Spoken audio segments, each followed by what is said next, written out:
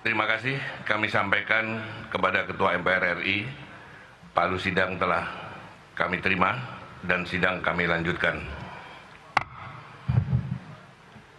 Saudara Presiden, Saudara Wakil Presiden, dan sidang Dewan yang kami muliakan, sidang bersama DPR RI dan DPD RI kali ini sedikit berbeda karena dilaksanakan dengan kombinasi kehadiran fisik terbatas dan kehadiran secara virtual, mengingat pandemi COVID-19 masih melanda negeri ini yang kita cintai ini.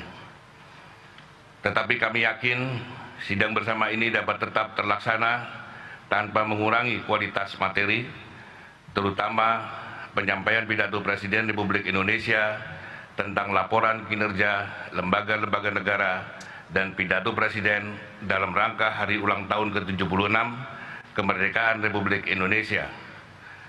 Mewakili DPD RI dan DPR RI, kami mengucapkan selamat memperingati hari ulang tahun ke-76 kemerdekaan Republik Indonesia.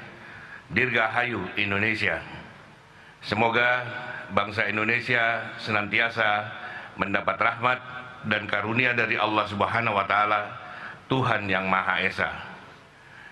Marilah kita merenungkan dan meresapi tema hari ulang tahun kemerdekaan tahun ini, yaitu Indonesia Tangguh, Indonesia Tumbuh. Sebab kata tangguh dalam Kamus Bahasa Indonesia berarti sulit dikalahkan atau kuat sekali. Sedangkan kata tumbuh berarti bertambah besar atau sempurna. Ini tentu tidak main-main karena kita harus mampu mewujudkan apa yang sudah kita canangkan sehingga tidak berhenti sebagai slogan dan tema tahunan saja. Oleh karena itu, dalam kesempatan ini saya mengajak semua peserta sidang hari ini, mari kita fokuskan pikiran dan hati kita sebagai negarawan sejati untuk bersama melangkah mewujudkan Indonesia Tangguh, Indonesia Tumbuh. Saudara Presiden, Saudara Wakil Presiden, dan sidang Dewan yang kami muliakan, kami memberikan apresiasi atas semua upaya dan langkah yang telah dilakukan pemerintah dalam menangani pandemi COVID-19 selama ini. Tentu tidak mudah menangani di sektor kesehatan dengan menjaga keseimbangan di sektor ekonomi. Oleh karena itu, kami tidak setuju dengan pendapat yang mengatakan bahwa negara telah gagal dalam menangani pandemi ini. Bahwa ada kekurangan memang harus diakui. Kami juga memberi apresiasi atas kerja keras di sektor pemulihan ekonomi nasional, di mana Indonesia mampu meningkatkan laju pertumbuhan ekonomi di tengah pandemi, meskipun masih didominasi belanja konsumsi yang juga ditopang government spending dan momentum Ramadan serta Idul Fitri dan Idul Adha. Tentu kami berharap pertumbuhan ekonomi juga ditopang oleh indikator Purchasing Manager Index Manufaktur Indonesia yang baik, karena hal itu akan menunjukkan dengan terang apakah mesin ekonomi berjalan, sebab bila industri dan manufaktur berjalan berarti supply chain juga berjalan, kredit bank bergulir, buruh terus bekerja, dan market menyerap barang. Kami juga berharap industri yang berjalan bukan hanya didominasi industri farmasi saja, tetapi juga industri yang padat karya lainnya. Memang di setiap musibah dan bencana selalu ada hikmah. Pandemi COVID-19 ini juga memberikan hikmah, dan hikmah terbesar adalah kita sebagai bangsa mengetahui kelemahan-kelemahan fundamental yang selama ini belum terungkap secara terang benderang. Tentu hikmah ini bukan untuk direnungi saja, tetapi menjadi titik awal pekerjaan besar bangsa ini ke depan. Dengan pandemi ini, kita menyaksikan dan melihat sendiri bagaimana ketahanan sektor kesehatan kita. Ketika terjadi ledakan korban COVID-19, rumah sakit nyaris kolaps, tenaga medis berguguran, fasilitas kesehatan dan alat medis yang kekurangan di sana-sini. Juga kualitas kesehatan masyarakat kita yang ternyata rentan dengan komorbid. Kita jadi mengetahui dengan terang benderang bagaimana industri alat kesehatan kita yang masih didominasi produk impor Sementara beberapa anak bangsa yang mencoba memproduksi sejumlah alat pendukung medis di tengah pandemi belum mendapat kepercayaan dari kita sendiri, mulai dari ventilator sampai vaksin merah putih dan vaksin Nusantara. Pandemi juga memberikan hikmah kepada kita di sektor pendidikan yang selama ini tidak terbuka secara terang benderang, yaitu kualitas pembelajaran ketika dihadapkan kepada pola baru, belajar dari jarak jauh atau online, termasuk kesiapan dukungan sarana dan dukungan infrastruktur di desa dan pelosok negeri. Pandemi juga memberi hikmah kepada kita tentang ketahanan sektor sosial bangsa ini, terutama bagaimana negara hadir menjangkau masyarakat yang membutuhkan bantuan sosial. Penyempurnaan database terhadap penerima bantuan harus menjadi pekerjaan kita hari ini, apalagi dengan karakteristik penduduk yang memiliki mobilitas urbanisasi yang tinggi, ditambah dengan banyaknya penduduk yang belum tersentuh akses perbankan. Pandemi juga memberi hikmah sekaligus pekerjaan besar kepada kita untuk memikirkan ulang bagaimana ketahanan ekonomi bangsa ini di sektor produksi dalam negeri, mulai dari skala UKM hingga menengah besar. Kita sudah melihat bagaimana UMKM yang mengandalkan transaksi langsung di pasar merasakan dampak dari konsekuensi pembatasan sosial. Sementara marketplace melalui sejumlah unicorn lebih banyak diisi barang impor dan hanya menjadikan anak bangsa kita sebagai dropshipper dan pedagang yang membuka toko saja. Saudara Presiden, Saudara Wakil Presiden, dan sidang Dewan yang kami muliakan, tentu banyak hikmah dan tugas berat yang masih harus kita kerjakan sebagai negara yang diharapkan tangguh dan tumbuh ini.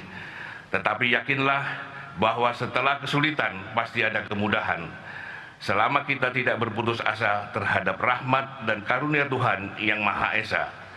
Negara ini negara besar karena lahir dari kerajaan dan kesultanan Nusantara yang telah memiliki peradaban yang unggul. Para raja dan sultan Nusantara juga secara langsung turut membentuk lahirnya negara ini melalui dukungan mereka kepada para pendiri bangsa saat itu. Tercatat dalam sejarah bagaimana para sultan dan raja Nusantara memberikan sumbangan mereka kepada Indonesia di awal kemerdekaan.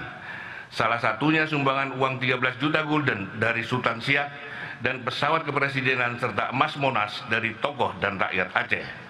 Demikian juga sumbangsih para tokoh pejuang kemerdekaan yang terdiri dari tokoh pergerakan, militer, ulama, dan agama besar. Negara yang seharusnya mampu memakmurkan rakyatnya dan mewujudkan keadilan sosial bagi seluruh rakyat Indonesia. Karena Indonesia adalah bangsa yang dicita-citakan sebagai negara kesejahteraan yang beragama. Oleh karena itu dalam konstitusi di pasal 29 ayat 1 disebutkan bahwa negara berdasar atas ketuhanan yang Maha Esa. Sehingga konsekuensinya dalam mengatur kehidupan rakyatnya, negara harus berpegang pada kosmologi dan spirit ketuhanan. Sehingga kebijakan yang dibuat perlu diletakkan dalam kerangka etis dan moral agama, termasuk menjauhi dan menghindari perilaku koruptif. Sehingga tidak heran bila semua pejabat dan pemangku kekuasaan disumpah dengan menyebut nama Tuhan sesuai agamanya. Oleh karena itu, marilah kita melihat dan merasakan suasana kebatinan para pendiri bangsa ini yang telah merumuskan tujuan hakiki dari lahirnya bangsa ini seperti termaktub dalam pembukaan Undang-Undang Dasar kita, dengan bertanya kepada diri kita sendiri, apakah perjalanan bangsa ini semakin menuju cita-cita para pendiri bangsa? Saudara Presiden, Saudara Wakil Presiden, dan sidang Dewan yang kami muliakan, krisis global yang dipicu pandemi COVID-19 juga melahirkan peluang-peluang baru, imajinasi-imajinasi baru, dan pemikiran-pemikiran baru untuk membangun kehidupan baru yang dibayangkan bisa menghindari terjadinya krisis serupa di masa depan. Karena setiap krisis besar biasanya melahirkan revolusi pemikiran untuk menjawab perubahan. Dan setiap negara yang memasuki transisi menuju era baru sering ditandai dengan perubahan konstitusi, seperti dilakukan Indonesia di tahun 1999 hingga 2002 silam, ketika Indonesia menuju sistem politik yang diharapkan lebih demokratis. Hari ini sudah 19 tahun sejak amandemen konstitusi dilakukan oleh bangsa ini, dan sekarang kita pun menuju dan akan memasuki era baru pasca pandemi COVID-19 yang diikuti dengan era disruptif di hampir semua lini. Dunia dengan tatanan baru perlu dijawab dengan kesiapan kita secara fundamental, dengan menentukan arah kemandirian dan kedaulatan bangsa sebagai bagian kesiapan kita menyongsong perubahan global dan tata dunia baru. Apalagi ada ancaman bencana di depan mata, yaitu perubahan iklim global. Maka sangat penting bagi kita sebagai bangsa yang besar dan tangguh memiliki arah kebijakan yang kita sepakati bersama antara eksekutif dan legislatif. Oleh karena itu, DPD RI mendukung adanya pokok-pokok haluan negara atau PPHN dalam konstitusi kita. Karena melalui PPHN kita harus mampu merumuskan kedaulatan energi, kemandirian pangan, ketahanan sektor kesehatan, sosial, ekonomi, dan pertahanan keamanan bangsa yang besar ini, termasuk kesejahteraan dan kemakmuran daerah di seluruh Indonesia. Kita harus memastikan energi baru terbarukan menjadi prioritas, termasuk keberanian kita sebagai bangsa besar untuk memanfaatkan nuklir sebagai pembangkit energi yang relatif lebih murah. Kemandirian pangan mutlak harus menjadi solusi yang harus kita wujudkan dengan bonus iklim negara tropis yang berada di lintasan khatulistiwa dengan sumber daya hutan, daratan, dan laut yang melimpah. Karena ancaman perang masa depan adalah perebutan sumber daya pangan dan air bersih. Oleh karena itu, negara harus memastikan industri-industri hulu yang dulu dibangun di era Orde Lama dan Orde Baru tidak boleh dibiarkan mati hanya karena sudah tidak efisien lagi dibanding impor. Justru sebaliknya, harus kita restorasi karena sebagai negara yang besar dan tangguh, kita mutlak memiliki heavy industry di sektor-sektor strategis, terutama untuk mewujudkan kemandirian pangan. Sehingga kita juga harus melakukan koreksi atas kebijakan perekonomian nasional yang tertuang di dalam pasal 33 Undang-Undang Dasar 1945, di mana kita sadar atau tidak sejak amandemen konstitusi yang lalu dengan dalih efisiensi, maka cabang-cabang produksi yang penting bagi negara dan yang menguasai hajat hidup orang banyak telah kita serahkan kepada pasar. Padahal Bapak Koperasi kita, Muhammad Hatta, telah meletakkan kerangka besar perekonomian nasional dengan pendekatan koperasi yang harus dimaknai sebagai cara atau sarana untuk berhimpun dengan tujuan untuk memiliki secara bersama-sama alat industri atau sarana produksi. Sehingga para anggota koperasi sama persis dengan para pemegang saham di rantai bursa. Bedanya jika pemegang saham di rantai bursa bisa siapapun termasuk orang asing, maka koperasi hanya dimiliki oleh warga negara Indonesia. Oleh karena itu, pemerintah harus kita dukung untuk bersama-sama menemukan peta jalan menuju kesiapan kita sebagai bangsa yang tangguh dalam menyongsong era perubahan global atau tata dunia baru yang tidak lama lagi akan terjadi. Setiap negara pasti berjuang untuk melindungi dan memastikan kepentingan rakyat dan warga negaranya terjamin. Dan kami percaya Presiden Joko Widodo dan Wakil Presiden Kiai Haji Ma'ruf Amin mempunyai niat untuk itu. Dan DPD RI tidak akan berhenti menyuarakan kepentingan rakyat di daerah yang kami dapat dari seluruh penjuru tanah air, dari Sabang sampai Merauke, dari Miangas sampai Rote. Karena kami ingin mewujudkan Indonesia tangguh dan Indonesia tumbuh dengan mengusung slogan DPD RI dari daerah untuk Indonesia. Saudara Presiden, Saudara Wakil Presiden, dan sidang Dewan yang kami muliakan, sampailah kita pada puncak agenda sidang tahunan MPR RI dan sidang bersama ini, dan kita akan mendengarkan pidato kenegaraan Presiden Republik Indonesia. Kepada Saudara Presiden, kami persilahkan.